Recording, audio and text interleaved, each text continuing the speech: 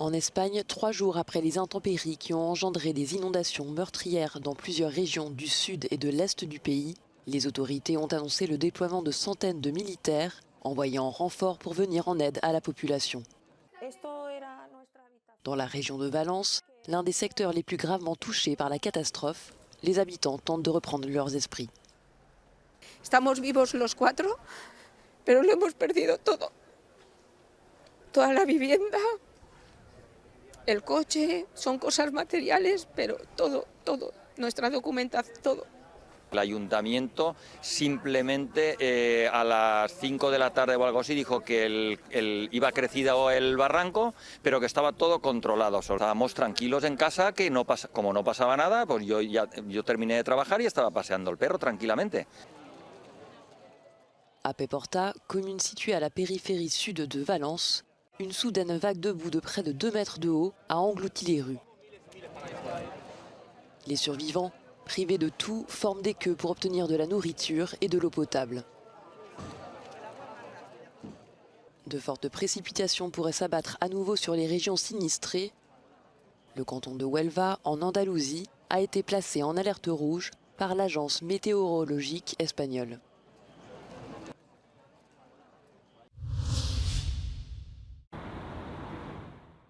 Cinq personnes, dont plusieurs adolescents, ont été grièvement blessées jeudi soir dans une fusillade liée au trafic de drogue dans la ville française de Poitiers. Les violences ont ensuite dégénéré en une gigantesque rixe entre bandes rivales qui a impliqué entre 50 et 60 personnes.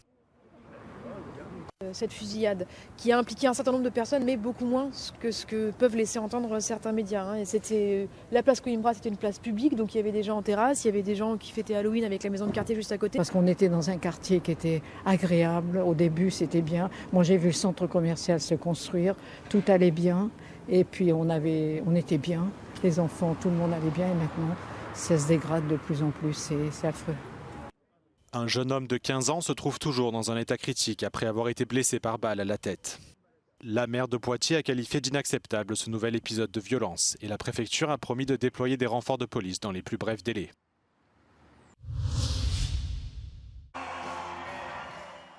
Donald Trump et Kamala Harris continuent leur campagne électorale dans l'ouest des États-Unis. Les candidats à la présidentielle américaine se sont rendus dans les États clés de l'Arizona et du Nevada, à quelques jours d'un scrutin qui s'annonce particulièrement serré.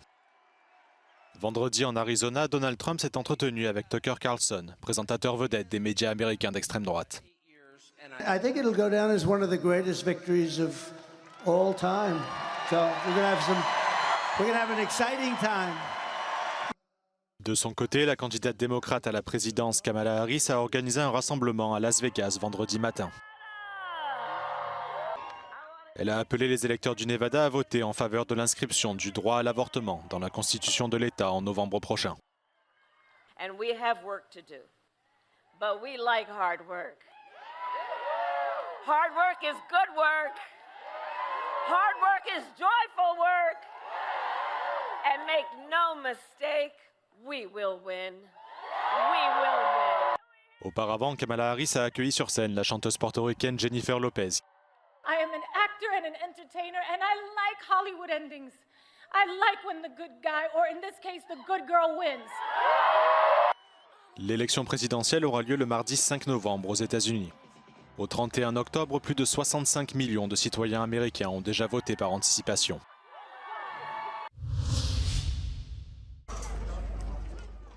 Les bureaux de l'Agence des Nations Unies pour les réfugiés palestiniens ont été lourdement endommagés jeudi lors d'un raid israélien dans un camp de réfugiés de Cisjordanie.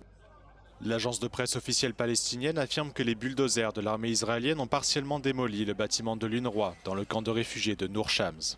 Une version contestée par l'armée israélienne qui nie avoir endommagé le bâtiment.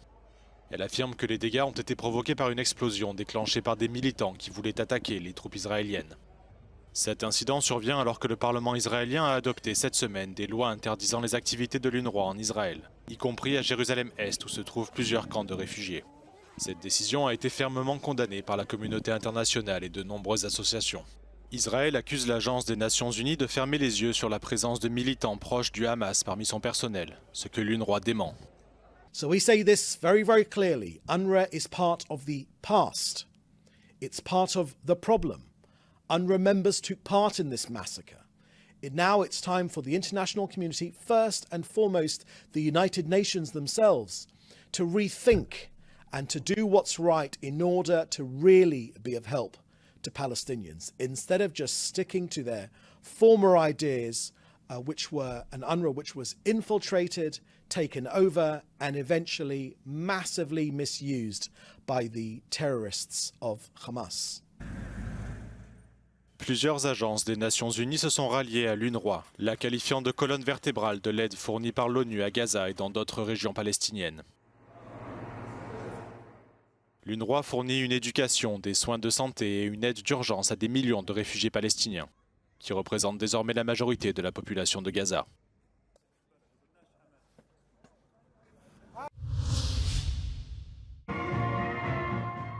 Les renseignements américains disent avoir repéré 8000 soldats nord-coréens dans la région de Koursk. Selon Washington, le Kremlin les a équipés d'uniformes russes et formés pour participer en Ukraine à des opérations de première ligne. Les États-Unis s'attendent à ce que la Russie envoie les soldats nord-coréens au combat dans les prochains jours.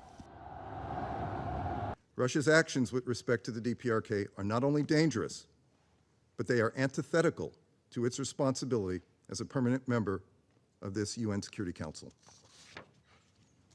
Russia's military cooperation with the DPRK violates multiple UN Security Council resolutions, which prohibit both procuring DPRK arms and providing military training.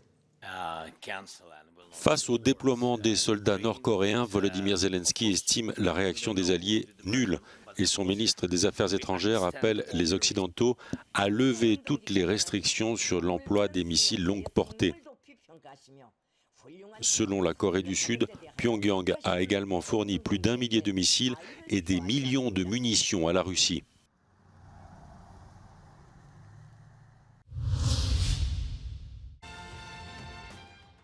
La télévision nord-coréenne a diffusé jeudi des images du lancement d'un nouveau missile géant.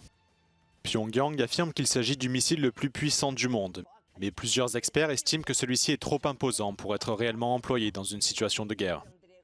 Ces dernières années, la Corée du Nord a fait état de progrès constants dans ses efforts pour se doter de missiles à tête nucléaire. De nombreux experts estiment que Pyongyang dispose désormais de missiles capables d'effectuer des frappes nucléaires sur la Corée du Sud, mais que les cibles plus lointaines telles que les États-Unis sont encore hors de portée des frappes nord-coréennes.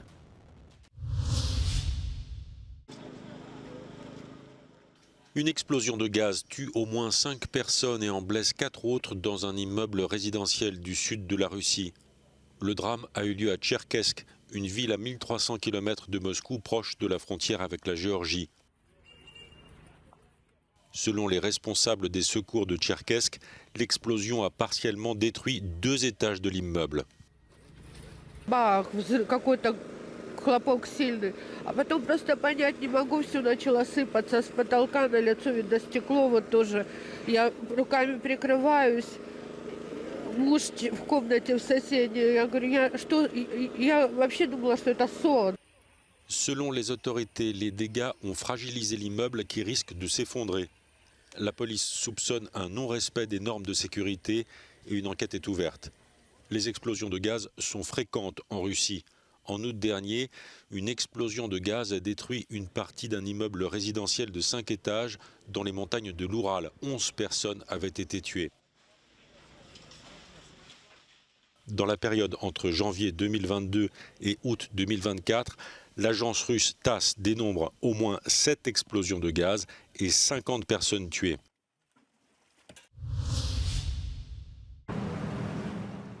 Polémique en Autriche autour de la présence de Viktor Orban dans les murs du Parlement. Le Premier ministre hongrois était invité par le président de la Chambre basse autrichienne, Walter Rosenkrantz. Walter Rosenkrantz est membre du parti d'extrême droite FPE et il a reçu Viktor Orban malgré l'opposition des partis de gauche.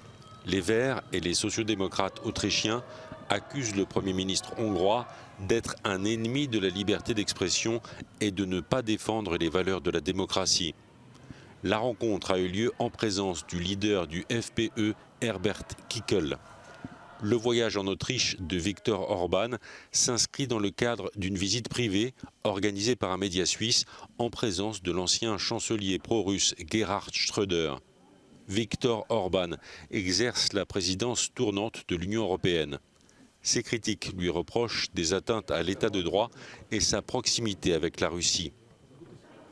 Viktor Orban a organisé en juillet dernier une visite surprise à Moscou sans s'être concerté avec les membres de l'UE. Le dirigeant hongrois s'oppose aux sanctions contre la Russie et considère libres et démocratiques les dernières élections qui se sont tenues en Géorgie. L'Allemagne a annoncé jeudi la fermeture des 3 consulats iraniens sur son sol en réaction à l'exécution en début de semaine de Jamshid Sharmad. Le dissident iranien naturalisé allemand était depuis plusieurs années en prison, accusé par le régime de terrorisme. Wir haben Teheran immer wieder unmissverständlich klargemacht, dass die Hinrichtung eines deutschen Staatsangehörigen schwerwiegende Folgen haben wird. Daher habe ich entschieden, die 3 iranischen Generalkonsulate in Frankfurt am Main, München und Hamburg zu schließen. Dankeschön. Ces fermetures vont affecter une trentaine d'agents consulaires. L'Allemagne maintient en revanche l'ambassade d'Iran à Berlin et sa propre ambassade à Téhéran, indiquant ne pas vouloir fermer les canaux diplomatiques pour continuer à défendre les autres Allemands détenus en Iran.